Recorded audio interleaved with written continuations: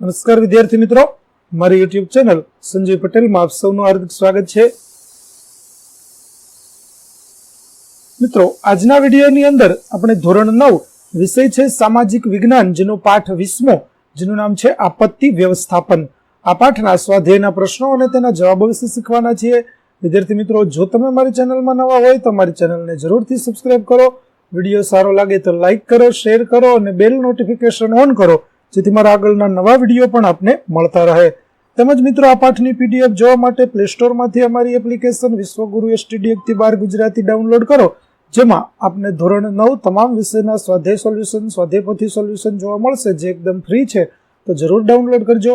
જે તમે શરૂ કરશો તો આ પ્રકારે જોવા મળશે, જેમાં બધા ધોરણોની અંદર ધોરણ બતાવશે, ધોરણ પસંદ કરશો વિષય બતાવશે, વિષય પસંદ કરશો પાઠ બતાવશે. જેમાં વિડીયો પર ક્લિક કરશો તો વિડીયો જોવા મળશે અને પીડીએફ ઉપર ક્લિક કરશો તો તમને પીડીએફ જોવા મળશે.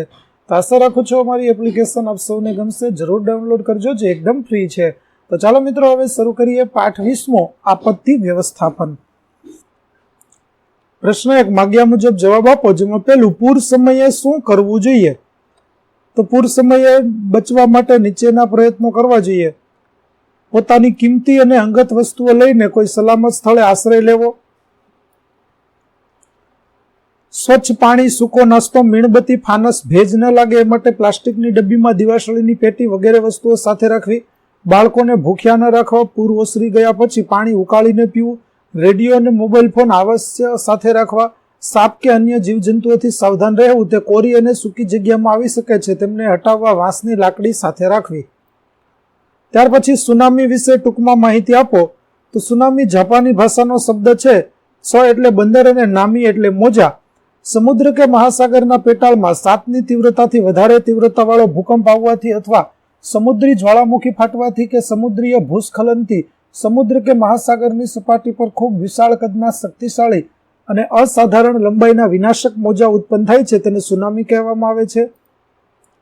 ઘણું કરીને સુનામીની ઉત્પત્તિ સમુદ્રના પેટાળમાં થતા ભૂકંપ દ્વારા થાય છે, તેથી સુનામીને ભૂકંપીય સાગર મોજા તરીકે પણ ઓળખવામાં આવે છે. સમુદ્રમાં ભૂકંપ થાય ત્યારે કેન્દ્ર બિંદુની નજીક સુનામીની અસર ઓછી જણાય છે, પરંતુ આ મોજા કિનારા પાસે પહોંચતા ખૂબ ભયાનક બની જાય છે. કિનારા સુધી પહોંચતા સુનામી મોજા ક્યારેક 30 મીટર જેટલા ઊંચા બની જાય છે. સુનામી મોજા સમુદ્ર કિનારા તરફ એક પછી એક હારબંધ આવતા રહે છે. સમુદ્રના છીછરા ક્ષેત્રમાંથી પસાર થતા તે વિનાશક બને છે. તેની ઝડપ કિનારા પાસે ઓછી થઈ જાય છે. જ્યારે ઊંચાઈ વધી જાય છે ત્યારે કિનારાના પ્રદેશોમાં સુનામીના મોજા પાણીની એક ઊંચી દિવાલ બનીને આગળ વધે છે અને ભારે વિનાશ સર્જે છે. 26 ડિસેમ્બર 2004ના રોજ ભારતને અને 11 માર્ચ 2011ના રોજ જાપાને સુનામીની ભયંકર હોનારતનો અનુભવ કર્યો છે. ત્યાર પછી ત્રીજું છે, ગેસ ગળતર સમયે શું ન કરવું જોઈએ? તો ગેસ ગળતર સમયે બચાવ કામગીરી ચાલતી હોય ત્યારે બીજા લોકોએ ત્યાં એકઠા થવું નહીં. સત્તાવાળાઓ તરફથી ગેસ ગળતરનો વિસ્તાર સંપૂર્ણ સલામત જાહેર ન થાય ત્યાં સુધી તે કોઈ પ્રવેશ કરવો નહીં. બચાવ કામગીરીની સંપૂર્ણ જાણકારી અને તે માટેના આવશ્યક સરંજામ વગર બચાવની કામગીરીમાં જોડાવું નહીં. ત્યાર પછી ચોથું, વિષાણુજન્ય રોગથી બચવાના ઉપાયો લખો. તો વિષાણુજન્ય રોગથી બચવા નીચેના ઉપાયો જરૂરી છે. ચેપ ન લાગે તે માટે રોગ પ્રતિકારક રસી મુકાવવી. વર્તમાનપત્રો, સામયિકો, ચોપાનિયા, ભીતપત્રો વગેરે માધ્યમો દ્વારા રોગોના લક્ષણો, કારણો, બચાવ માટેના ઉપાયો, પરિણામો વગેરેથી લોકોને માહિતગાર કરવા. નાની મોટી હોસ્પિટલોમાં ચેપી રોગની સારવાર માટે અલાયદા વોર્ડની વ્યવસ્થા કરવી. વિશ્વ આરોગ્ય સંસ્થાએ વિષાણુજન્ય રોગો અટકાવવા માટે આપેલી સૂચનાઓ અને માર્ગદર્શન પ્રમાણે પગલાં લેવા. ત્યાર પછી ટ્રાફિક જામ એટલે શું, તેની કઈ અસરો થાય છે? તો મોટા શહેરોની સડકો પર વાહનોને આડોઅડ ચાલતા અને ગોકળગાયની જેમ આગળ વધતા હોય તેવી પરિસ્થિતિને ટ્રાફિક જામ કહે છે. જ્યારે વાહન વ્યવહારના સાધનો સડક પર અટકી જાય છે ત્યારે ટ્રાફિક જામની સમસ્યા સર્જાય છે. મોટા શહેરોની વ્યસ્ત સડકો પર ટ્રાફિકની સમસ્યા વારંવાર સર્જાય છે, જેની અસરો નીચે મુજબ છે. વાહન ચાલકો, મુસાફરો અને રાહદારીઓ માનસિક તાણ અનુભવે છે. ટ્રાફિક જામ પર નિયંત્રણ લાવવા માટે માર્ગ વ્યવહારને ફરીથી શરૂ કરવા ઘણો સમય લાગે છે, પરિણામે સમયનો બગાડ થાય છે.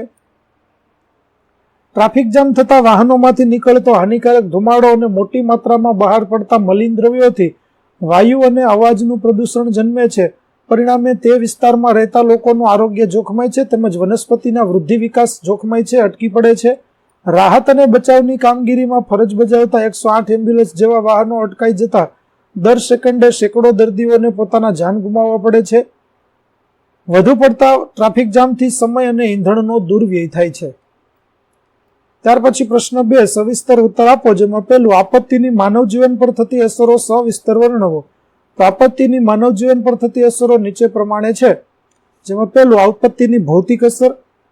તો સ્થાવર અને જંગમ મિલકતોને ભારે નુકસાન થાય છે કે નાશ પામે છે. રસ્તાઓ, પુલો, વીજળી, ગેસ જેવી આંતરમાળખાકીય સગવડોને મોટી ક્ષતિ પહોંચે છે. તેમનું પુનઃનિર્માણ કરતા સમય લાગે છે, તેમજ ખર્ચનું ફરીથી આયોજન કરવું પડે છે.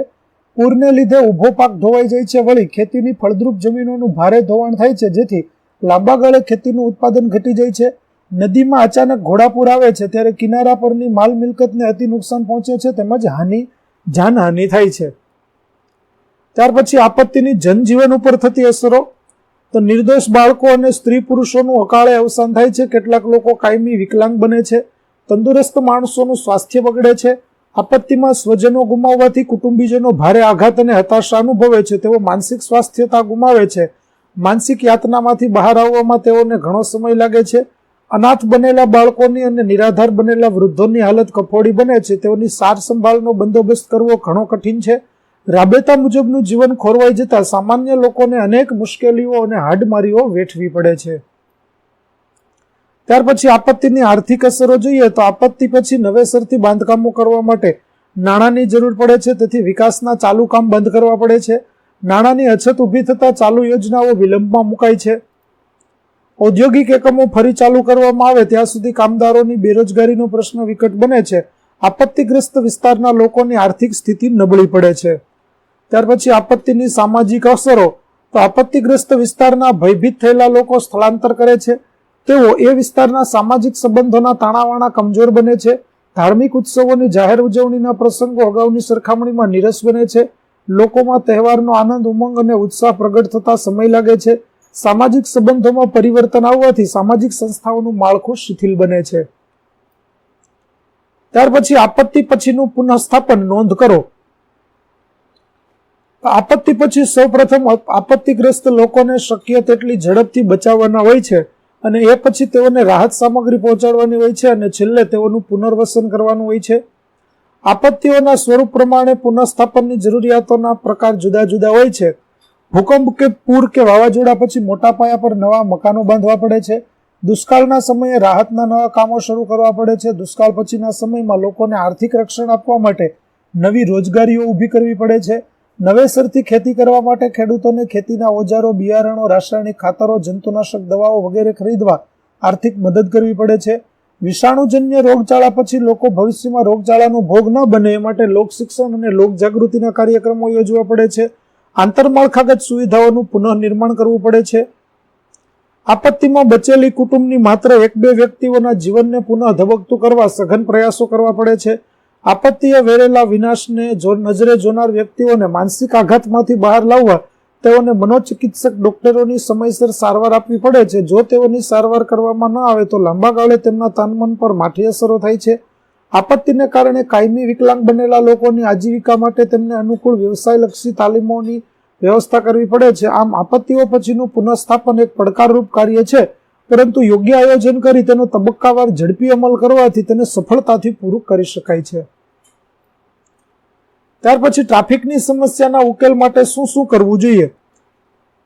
તો મોટા શહેરોની નજીક ઉપનગરો વિકસાવવા અને તેને સુવિધાજનક જાહેર પરિવહનની સેવાઓથી સઘન રીતે પાકળવા, રાહદારીઓ અને સાયકલ સવારો માટે સડકની સાથે અલગ ટ્રેક બનાવવા, જાહેર સડકો પર થતા દબાણો દૂર કરવા, ધીમી ગતિએ ચાલતા વાહનો, પ્રાણીઓ કે વ્યક્તિઓ દ્વારા ખેંચાતા વાહનોને પિકઅપ અવર્સ દરમિયાન ચલાવવા પર પ્રતિબંધ મૂકવો, નાગરિકોને પરિવહનને લગતા નિયમોની જાણકારી, શિક્ષણ, જાહેર ખબરો અને જનજાગૃતિના કાર્યક્રમોના માધ્યમથી આપવી, એક જ સ્થળે અને એક જ સમયે નોકરી કે ધંધા પર જતી વ્યક્તિઓએ પોતાના અલાયદા વાહનને બદલે એક જ વાહનમાં જવાનું ગોઠવવું, સડક પર થતા ખોદકામ અને મરામતના કામ શક્ય તેટલી ઝડપે પૂરા કરવા, સરઘસો, વરઘોડા કે શોભાયાત્રાઓ પિકઅપ અવર્સને બદલે હળવા વાહન વ્યવહારના સમયે કાઢવાની પ્રથા પાડવી, ટ્રાફિક જામના સમયે પોતાના વાહનને નક્કી કરેલા લેનમાં જ રાખવું, ઝડપી ગતિમાર્ગ, ઓવરબ્રિજ, ફ્લાયઓવર, રિંગ રોડ અને બાયપાસની સુવિધાઓનું નિર્માણ કરવું, કામ ધંધા પર જતી વ્યક્તિએ સપ્તાહમાં 1 દિવસ જાહેર પરિવહન સેવાનો ઉપયોગ અવશ્ય કરવો,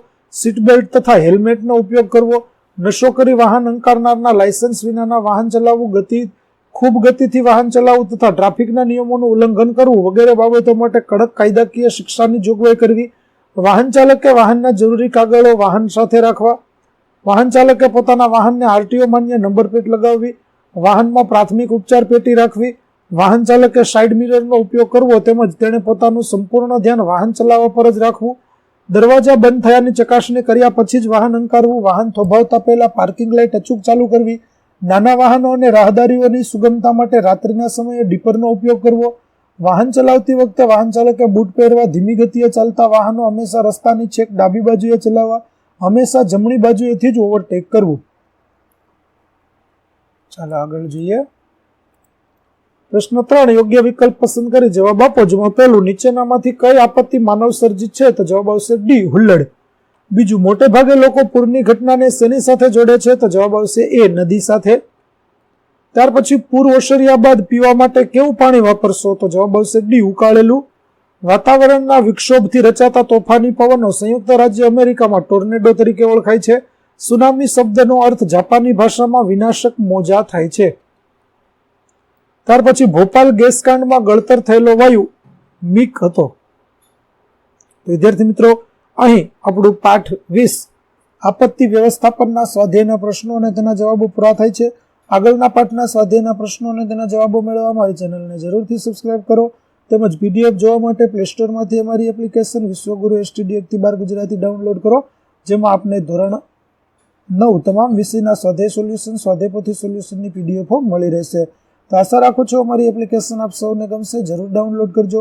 ફરી મળીશું નવા પાઠ સાથે. ત્યાં સુધી આવજો.